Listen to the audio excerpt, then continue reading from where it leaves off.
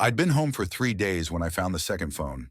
It was buried deep in Melissa's nightstand under some old receipts, an unread book, and a bottle of lotion that hadn't moved in months. The screen lit up the moment I picked it up. Last night was perfect. I still taste you. That was the message from a man who wasn't me. For 14 months, I'd been deployed in Afghanistan, dodging bullets, watching friends get carried out on stretchers, counting down the days just to hold my wife again. Every Sunday, she'd look into the camera during our video calls and smile. I miss you, baby. Everything's fine here. Just come home safe. She said it with those same soft eyes, the same voice that used to lull me to sleep. But she lied. That hidden phone held every dirty secret, every hotel room. Every night she spent wrapped around someone else. Every dollar she stole from our joint account. Money I bled for in the desert. To pay for their weekends away, she thought I'd never find out. She thought I'd come home like a loyal dog wagging my tail clueless. But what she didn't know was that I don't come back empty-handed. If you've ever loved someone so deeply, only to find out they were playing you like a fool, then stay with me. Because this time the liar didn't get away with it. And if stories like this hit close to home, don't forget to subscribe. We've got more real justice coming every single day. My name is James Anderson. I'm a sergeant in the United States Marine Corps, 34 years old, born and raised in San Diego. I've served 3 overseas deployments, but none of them prepared me for what I came home to. 8 years ago, I married Melissa. She was my high school crush, turned best friend, turned wife. The day I proposed to her, I had just finished basic. We didn't have money for a big ring or a fancy dinner. I got down on one knee right there in her parents' backyard in front of her dad's old grill and her mom's rose bushes. She said yes before I even finished the sentence. We started small, 1-bedroom apartment with furniture we dragged off Craigslist. She worked nights at a hospital billing office. I took every extra shift I could to build a future, and it was good, not perfect, but real. Melissa used to pack notes in my lunch, little jokes, encouragements, drawings of cartoon Marines with hearts for eyes. Every time I came back from a training cycle or deployment, she'd be waiting at the gate with flowers and tears in her eyes. She used to call me her hero. We had a rhythm. She held it down at home, and I gave everything I had to the core. We didn't have kids yet, but we were planning to try after my next tour. We even toured houses just before I shipped out. When the Afghanistan orders came, Melissa took it hard. It's 14 months, I told her.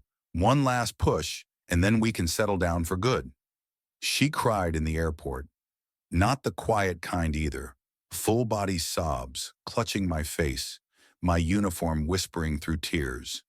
You come back to me. Please just come back. And I promised her I meant it. I called her every Sunday, even when the signal was garbage, or I had to wait in line for hours. I never missed a call. Sometimes we only got 5 minutes, but I made sure she heard my voice. She always looked tired but smiled through it. Said things were fine. The house was fine. The job was fine. She missed me, but she was holding on. I sent money home every month. Melissa handled the bills. We had one joint account we always had. I never questioned it. I trusted her with everything I had. She asked for nothing extra, never complained, so I didn't notice the quiet shifts at first. When I finally came home, I was nervous, excited like I was 19 again. She met me at the airport in this flowy yellow sundress I didn't recognize. Her hair was shorter, her smile different. The hug was quick, the kiss felt more like a formality, but I brushed it off. 14 months apart changes people. We just needed time to reconnect, right? Then we got home. The house felt unfamiliar. New couch, new rug, new artwork on the walls. The bedroom smelled like a lavender diffuser I'd never seen before. The closet was filled with designer dresses and shoes that screamed not for grocery shopping. When I asked, she said she just needed a little change to get through the loneliness. I believed her. I wanted to believe her. But in my gut, something didn't sit right. She didn't sleep in my arms that first night. Said she was used to her side of the bed. Said she couldn't fall asleep with my snoring anymore. She started going out a lot. Girls' nights, yoga retreats, networking events. Her phone never left her side.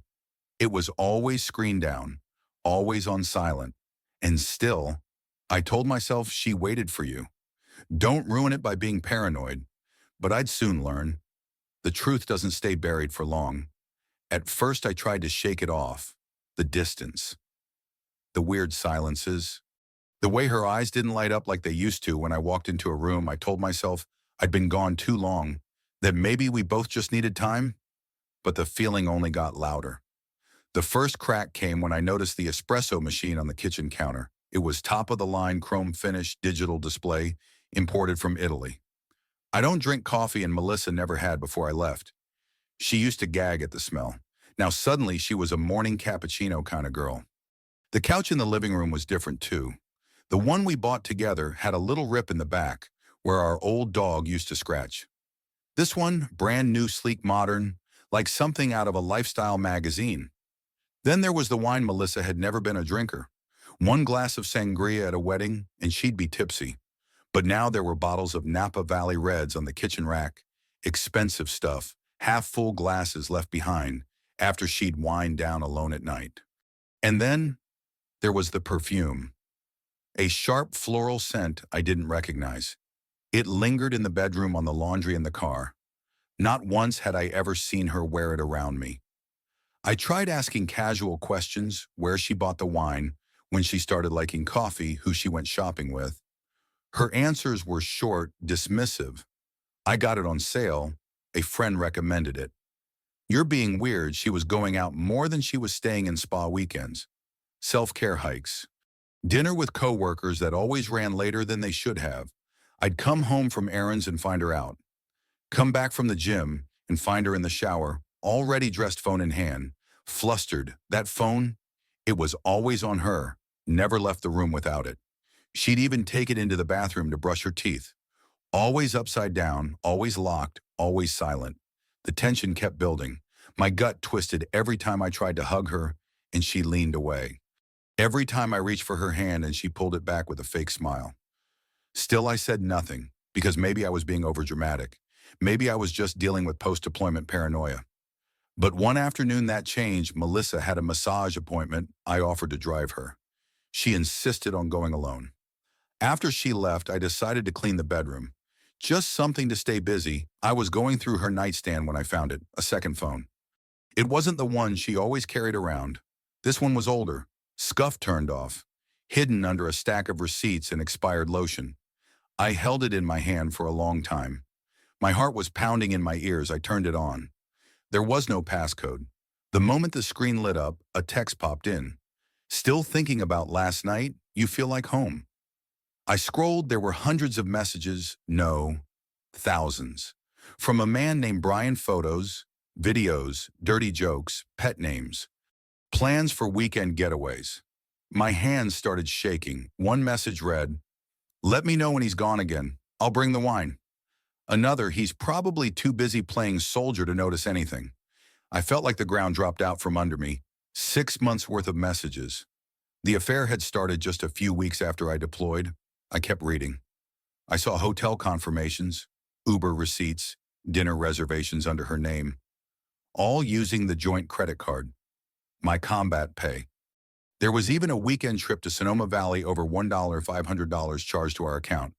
And all the while, she was looking me in the eye on video calls, telling me she missed me, that she loved me, that she was proud of me. That phone was a confession without apology. And in that moment, sitting on the edge of our shared bed, I knew the woman I married was gone. And whatever came next, I wasn't going to be quiet about it. I didn't confront her that night. I couldn't. I slept on the couch, staring at the ceiling until the sun came up, with that second phone burning a hole in my brain. I'd read every message, every photo, every plan they made behind my back. I'd seen the laughing emojis they sent while I was crouched in dirt halfway around the world. I couldn't unsee it. But more than the betrayal, it was the calculated ease of it all that broke something in me. She didn't just cheat, she made it a routine, a lifestyle. A second life that I wasn't part of, not by accident, but by design. She used my money, my combat pay. She spent it on boutique hotels, rooftop dinners, imported wine lingerie I never saw her wear. I checked our bank account. the joint one I'd been dumping my entire paycheck into every 2 weeks. We had $800 left out of over 30 grand. Gone. I couldn't even begin to list everything she'd blown it on, but I didn't throw anything. I didn't scream or sob. I went still, like someone switching off a light inside. The grief turned into calculation. I took pictures of every message on that second phone. I backed them up to an encrypted drive, screenshots, receipts, location, history, everything. Then I changed every password I owned. Banking, military portal, benefits account. I opened a new checking account in my name only. Next, I made a call. Matt Thomas, Marine buddy, retired solid guy. His wife cheated on him during his third tour in Iraq. He never talked about it much until now. When I told him what I found, he didn't flinch. He just said, "You need a lawyer and you need to move fast." He gave me the number of a military family law attorney named Rachel Green.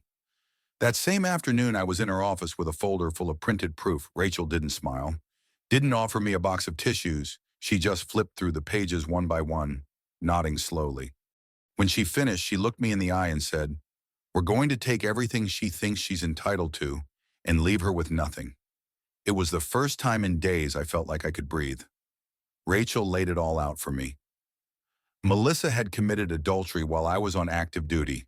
She'd misused marital funds, emotionally manipulated me, violated her fiduciary responsibility under California military divorce law. In other words, she was toast. We moved quickly.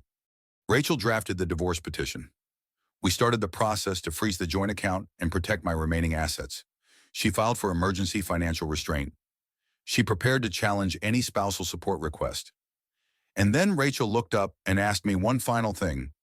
"Do you want her to see the paperwork first or the evidence?" I didn't even hesitate. Both the same night. I want her to see it coming and know there's nothing she can do to stop it. Because this wasn't about revenge anymore. This was about justice, not the kind you shout about, not the kind that ends in slammed doors and broken dishes, the kind that arrives in a manila envelope. Quiet, legal, devastating. That night I sat at the kitchen table with everything laid out, texts, photos, bank statements, waiting. She walked through the door like nothing had happened, laughing at something on her phone. She didn't notice the documents at first, but when she did, her whole body tensed. She looked at me and said, "What? What is this?" I didn't yell. I didn't cry. I just said, "Read," and watched her world start to crumble. She stood there frozen, gripping the papers like they might burn her hands. She flipped through the printout slowly, then frantically skimming texts, screenshots, bank statements, hotel receipts. Her lips started to tremble. Then came the classic deflection. "You went through my stuff. You had no right." I cut her off. "I had every right. You were sleeping with another man while I was getting shot at in Kandahar, using my paychecks to fund your little weekend getaways. You don't get to talk about rights." She tried to cry, tried to reach for my hand. I pulled it back like she was radioactive. "I've already filed. You'll be served in the next 48 hours. She stared at me like I was a stranger. I didn't care. I was done being the man who begged for truth. Now I was the man who held the consequences, and they were coming for her fast. That night I moved into a hotel near base, quiet, clean, no drama. The next morning, Rachel and I finalized the paperwork. Emergency freeze on all joint accounts approved. Restraining order on asset transfers filed. Formal request to withhold spousal support. Signed preliminary evidence packet for court submitted. We had everything documented. Even the financial exploitation clause under California's Military Spouse Protection Act. We were going to use that to fight for everything. But I wasn't done yet. I remembered something Rachel had said when we first met. "You have every right to pursue justice, but if you want the full picture, you're not the only one who deserves to know the truth." So I did something Melissa never expected. I found Brian's wife. It wasn't hard. Her name was Claire. 2 kids, nice house. She and Brian had just celebrated their 10-year anniversary. Melissa even liked the post on Facebook. I sent her a private message. "Claire, I'm sorry to drop this on you. I'm James, Melissa's husband. I think you deserve to know what your husband's been doing. I've attached proof. Photos, dates, screenshots. This isn't hearsay. It's real." Within an hour, she responded, "Thank you. I had no idea, but I will handle it." I believed her. Later that same day, I sent an anonymous tip to Melissa's company's HR department, simple direct Dear Ethics Committee. You may want to look into the relationship between Senior Manager Brian, last name, and subordinate Melissa Anderson. Multiple violations of company policy may have occurred during official hours and off-site events. No attachments. Just the scent of blood in the water. Corporate would take it from there. Within days, Melissa's world began to implode. She was officially served with divorce papers on her lunch break. Claire publicly confronted Brian in the company parking lot. Screaming match security had to separate them. That same evening, Melissa received notice that she was being placed on administrative leave pending an internal investigation into her relationship with her direct supervisor. By the end of the week, both Melissa and Brian were terminated for cause. Apparently, the company had zero tolerance for undisclosed relationships between superiors and subordinates, especially ones involving misuse of corporate expense accounts. But Melissa still didn't get it. She called me that weekend 6 times, left messages full of rage, then desperation. "You're ruining my life. I made a mistake. Don't throw away 8 years. We can fix this. James, please just talk to me." I didn't respond because there was nothing left to fix. I wasn't the one who broke it. She was the one who lit the match and danced while everything burned. Now she was choking on the smoke. And for once, I didn't feel sorry. I felt free. I didn't hear from Melissa for 3 days after the HR notice dropped. Then late one night, my phone lit up. One final message. "You win. I hope you're happy."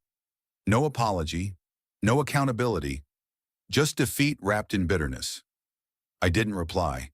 She wanted a reaction, a fight, one last piece of control. But silence is the loudest answer you can give to someone who thought they'd never lose you. The following Monday, Rachel called me. "Final hearing's been scheduled." Her attorney tried to push for mediation. We declined. Melissa was grasping at straws. She filed a motion claiming emotional neglect, said, "I'd abandoned her during deployment, failed to maintain the marriage." Rachel wasn't fazed. She submitted every combat log, every deployment report, every video call, screenshot, every bank transaction proving I sent money consistently, lovingly, and on time. She included the betrayal timeline. Every message, every dollar spent, every stolen moment. In court, Melissa tried to cry. She wore a black dress, no makeup, hair tied back like she was mourning something. Maybe she was. The judge didn't buy the performance. He looked at me, then at her, and said, "This court recognizes Sergeant Anderson's service and sacrifices. Ms. Anderson's conduct demonstrates a willful and continuous breach of marital duty. Divorce granted, pension remains untouched. No spousal support awarded."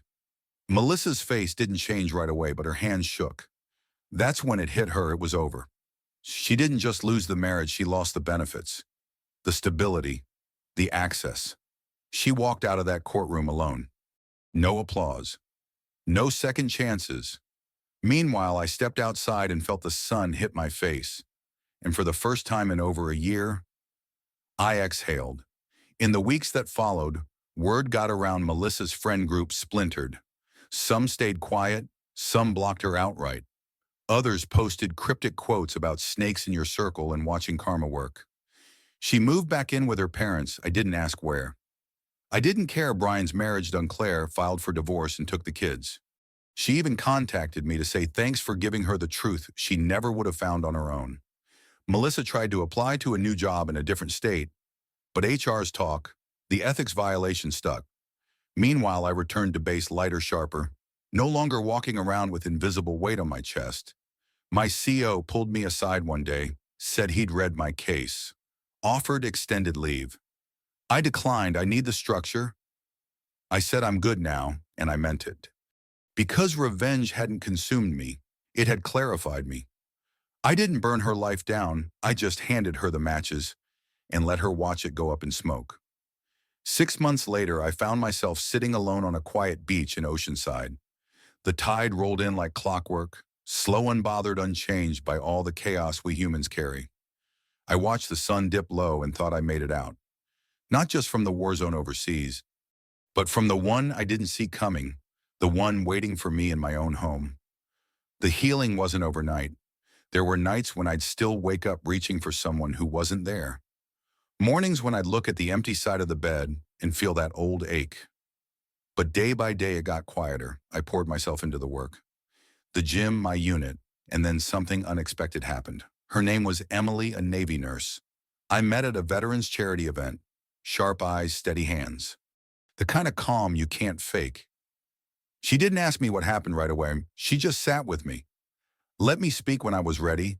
When I finally told her everything about Melissa, the second phone, the unraveling. She didn't flinch. She just nodded and said, "Some people love you for what you can give them. Others love you for what they can grow with you." Know the difference? That line stayed with me. We've been taking it slow. No expectations, no timelines, just honesty. And in that simplicity, I found peace again. No games, no secrets, just clarity. As for Melissa, I haven't heard from her since the court ruling. I imagine she's still trying to rewrite the story in her head, trying to cast herself as the victim. But I don't need to correct her version because the people who matter, they saw everything. Moral of the story: sometimes life doesn't hand you closure. Sometimes you create it yourself, quietly, calmly, without apology. You don't need to scream to win. Sometimes you just have to stand up and walk away while they watch everything fall apart. What did you think of this story? If you were in my shoes, how would you have handled it? Let me know where you're watching from in the comments. And if you support how I handled Melissa, vote number 2. If you think I should have gone harder, vote 7. Don't forget to subscribe to Revenge with Chris so you never miss a powerful new karma story every single day.